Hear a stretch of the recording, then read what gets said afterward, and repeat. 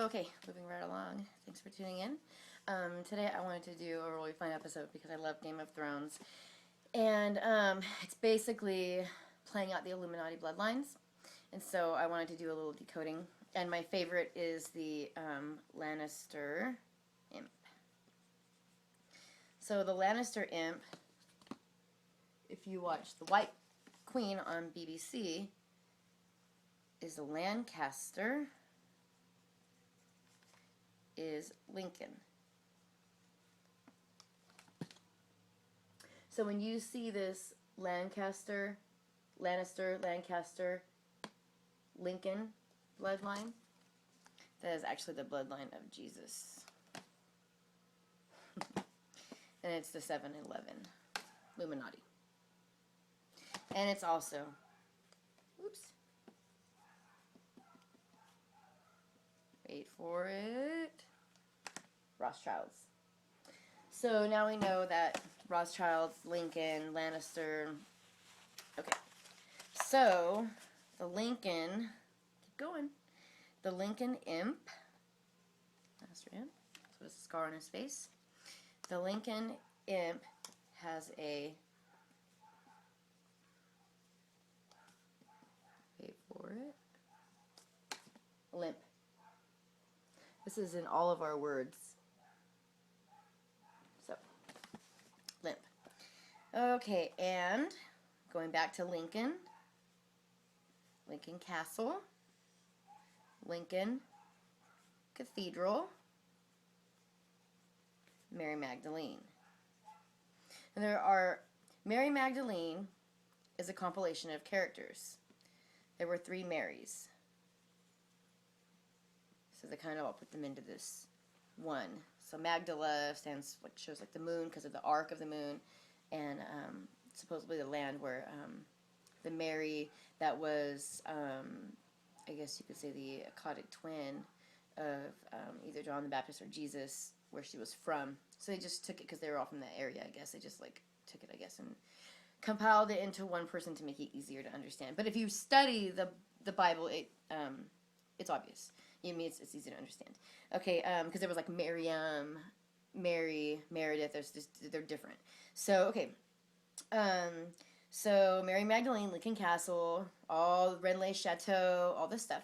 Okay, so Mary Magdalene, Renly Chateau, Lincoln Castle, Lincoln Imp, Guardian, Demon. Guardian Demon. And with this Guardian Demon I shall return and smite this sleeping world awake. Guardian Demon. Also called the Lincoln Demon. The Lincoln Demon. So, and I'm just putting it up there so you can read it and kind of see the linguistics. It's pretty fun.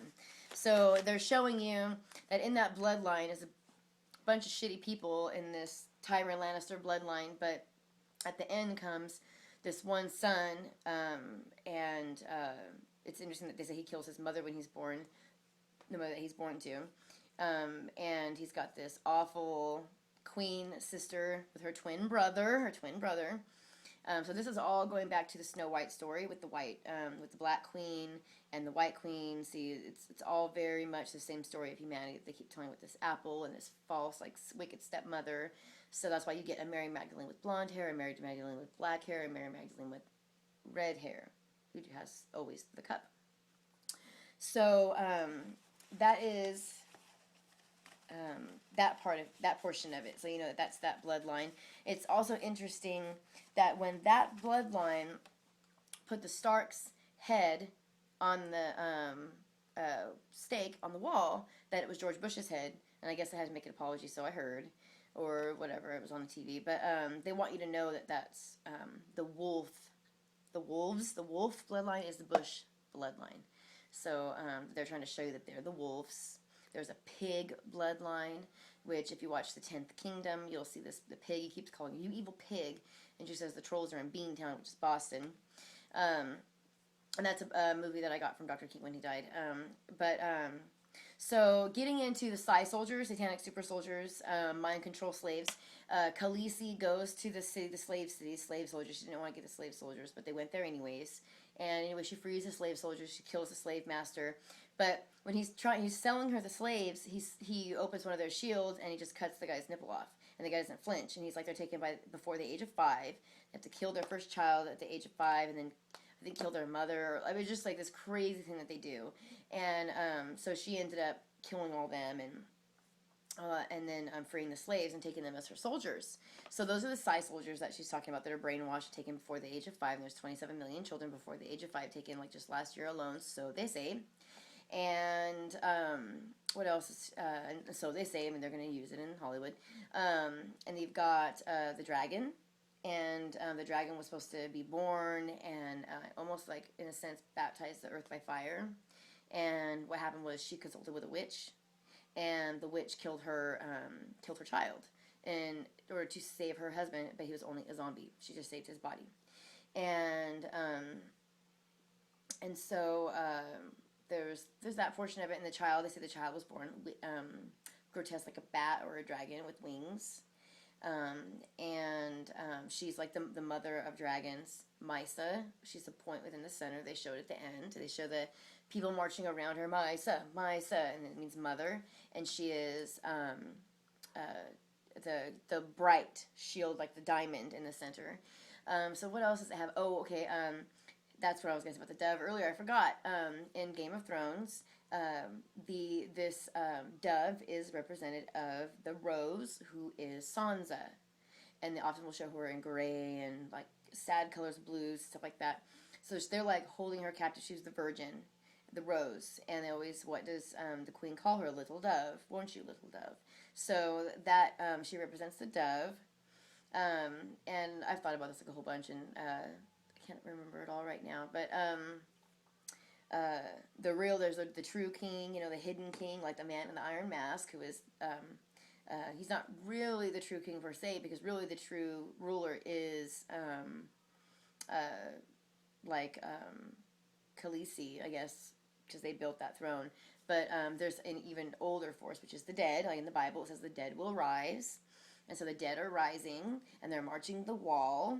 And there's the crows, like the Crowleys, the crows, the Night's Watch, and that's where like basically all the rejects go to escape death or prison. It's like you can go to the wall and you like denounce citizenship of like anybody, you protect them, though it sucks.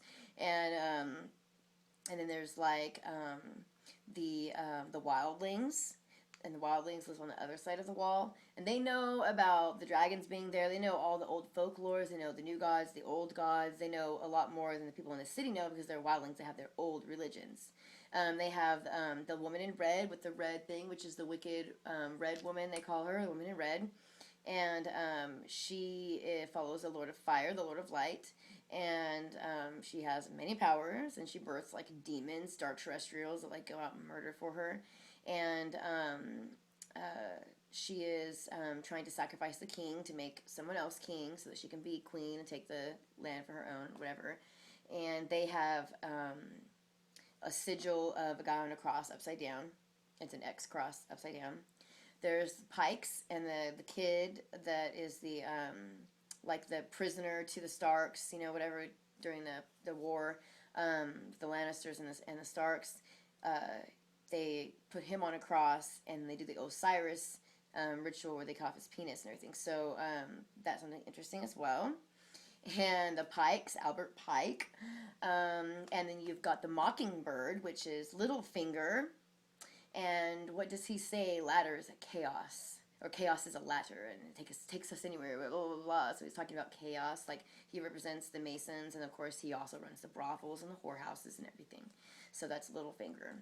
And who else we got? The wolf, of course. Oh, and the stag. I forget what he was. And the Tyrell girl was married to him, and she wanted to be the queen. And so there's 13 bloodlines through all of them, through all of these stories. You've got the Rat King, who they later on, and again this next season, we'll see the Red Wedding, the result of the Red Wedding. Now, the Red Wedding is the Campbell family. The Campbell family, because if you're in Europe, Campbell is like not a cool thing. Like here we have soup, but there, no. Because they did this red wedding, and they're well known for having done this red wedding, and that is the Illuminati bloodline, the Campbell family. So it's all in there. It's all in there. And I'm trying to think of what else there are. The dead are marching the wall. They have dragon's fire. What's interesting is the beast, you know, they show the beast as being like the dragon, the beast rising being the dragon. They've never seen this beast rise before. Everybody's like, there's no dragons coming. There's all the dragons have been dead forever. Nobody cares. And then here comes Khaleesi with like dragons, right? And so there's that. Get the slave soldiers, mother of dragons, Khaleesi, Callie, and she's a breaker of chains, mother of dragons, freer of slaves. She has this gigantic long name. And her king dies, so now like people basically just like completely change alliances and serve her because they can tell that she's obviously very powerful and going to win with these dragons who serve her, so who are like her babies. And there's the Dead Sea, the Red Sea, the Red Desert that they go over, the narrow river, the horse tribe, the not the Draconians. That what do they call them? I forget. I don't remember. They're savages, though. I forget. But they're savages, and they have the horse god. And they're under into their cities. It's like big horses and stuff like that. So everything is very symbolic to these Illuminati stories. So I would highly recommend anybody looking into this stuff, if you can stomach all of the crazy sex stuff and all the chopping off of horses' heads and everything else. It's so crazy. Definitely watch this show. Ariana right now, she met a shapeshifter who could change his face. I mean, there's just so much stuff. It even talks about the people having necromancy, and I mean, just the Masons being involved in that and stuff like that. So I recommend watching that, especially Revolution and, of course, Falling Skies, because they even says, Mason, you just always have a plan, don't you? And he's always looking for a ladder or whatever. But so that's Illuminati Game of Thrones. My most interesting part of it was, of course, the rose, the dove, Sansa being guarded by the Lannister imp. So even though they had threatened to like rape her or whatever, like she was being guarded by the Lannister imp. He's actually protecting her. He's been protecting her the whole time. So that is a lot of interesting analogy. There's even one part where she's holding a rose, looking out, and I'm like, oh my god, they're showing she's the rose. So that is it. I'm interested in any other crazy esoteric allegory anybody's noticed inside of Game of Thrones. I was trying to think back all the way back. I recommend watching The White Queen too. It's a BBC series, really good. So that's it, and see you later for now.